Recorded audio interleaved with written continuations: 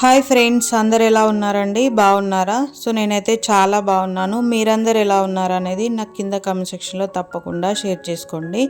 So ఇవాల్టి video వచ్చేసి నేను స్టిచ్చింగ్ అలాగే యూట్యూబ్ వీడియోస్, నేను ఇంట్లో వర్క్స్ని ఎలా మేనేజ్ చేస్తాను అనేది ఈ వీడియోలో మీతో షేర్ చేస్తున్నాను. సో వీడియోని ఎక్కడ స్కిప్ చేయకుండా లాస్ట్ వరకు అయితే చూడండి. సో వీడియో నచ్చితే కనుక ఒక లైక్ ఇవ్వండి. అలాగే మీరు ఫస్ట్ టైం కనుక నా ఛానల్ని చూస్తున్నట్లయితే సబ్స్క్రైబ్ చేసుకోండి. సో నేను ఈ బ్యాంగిల్స్ బాక్సెస్ వచ్చేసి మీషోలో నేను ఆర్డర్ చేశాను. సో ఇవి అంటే 2 బాక్సెస్ కాంబో లాగా వచ్చాయన్నమాట. సో మనకి ఈ 2 బాక్సెస్ ప్రైస్ వచ్చేసి 300 రూపీస్.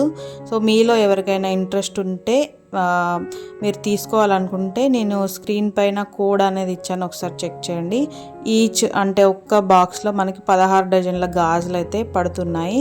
సో నాకు చాలా బాగా అనిపించింది క్వాలిటీ అదంతా. సో ముందు వీడియోలో నేను చెప్పలేదు కాబట్టి ఇందులో నేను కోడ్ అనేది ఇస్తున్నాను, కావాలనుకున్న వాళ్ళు చెక్ చేయండి. సో తర్వాత ముందు వ్లాగ్లో వచ్చేసి నేను మామ్ అండ్ డాటర్ కాంబో లాగా ఒక డ్రెస్ అనేది స్టిచ్ చేశాను. అలాగే మీషోలో వచ్చిన టీషర్ట్స్ అనేవి మీకు మాట్లాడుతూ చూపించాను కదా. సో ఆ ముందు అంటే అదే రోజు వ్లాగ్ అనమాట ఇది. సో నేను ఈవినింగ్ అలా మనకి కందగడ్డను తినేసిన తర్వాత ఇది ఇడ్లీ పిండి అయితే నేను పెట్టాను అనమాట. అంటే నెక్స్ట్ డే మేము పెళ్ళికి వెళ్ళేది ఉంది. సో అందుకోసం టిఫిన్ కోసం నేను ఇక్కడ ఇడ్లీ కోసం ఇలా ప్రిపేర్ చేస్తున్నాను. అంటే మార్నింగ్ టైంలో టిఫిన్ చేసి వెళ్ళిపోతే సరిపోతుంది కదా అని చెప్పి.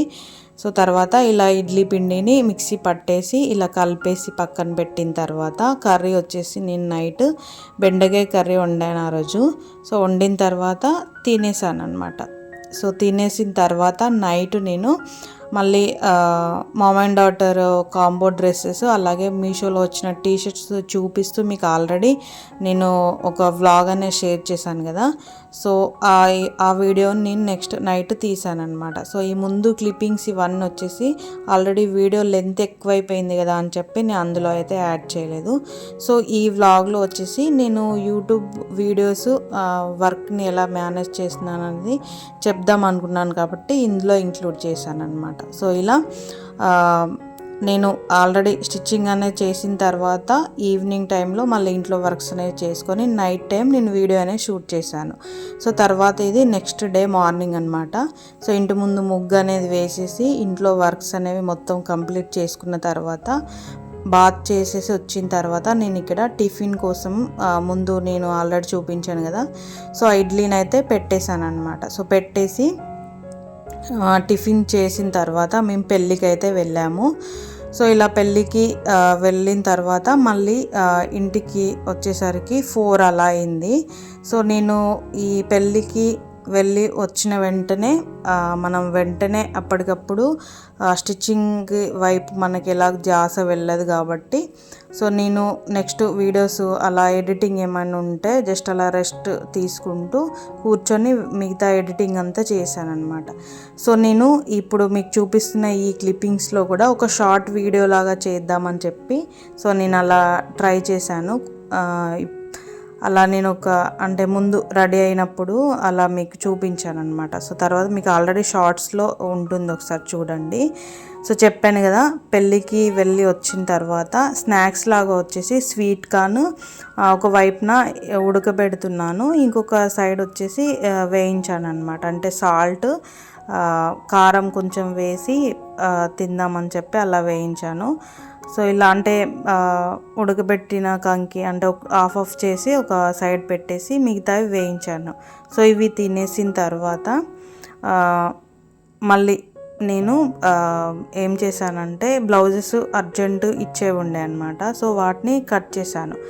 ఒక 3 బ్లౌజెస్ అలా కట్ చేశాను. సో కట్ చేసి సైడ్కి పెట్టేసిన తర్వాత సో నైట్ వచ్చేసి నేను మళ్ళీ నెక్స్ట్ డే హెడ్ బాత్ చేసేది ఉంది. సో అందుకోసం ఆయిల్ అనేది ప్రిపేర్ చేసుకున్నాను. సో నేను ఎలాగో ప్రిపేర్ చేస్తున్నాను కదా అని చెప్పి మీకు చూపిద్దామని చెప్పి నేను మళ్ళీ నెక్స్ట్ ఆ వీడియో కూడా షూట్ చేశాను. సో అంటే నేను ఒకే రోజు నాకు టైం దొరికినప్పుడు నైట్ కానీ లేకపోతే మార్నింగ్ కానీ మధ్య మధ్యలో వ్లాగ్స్ కోసం నేను కూడా షూట్ చేస్తాను కదా.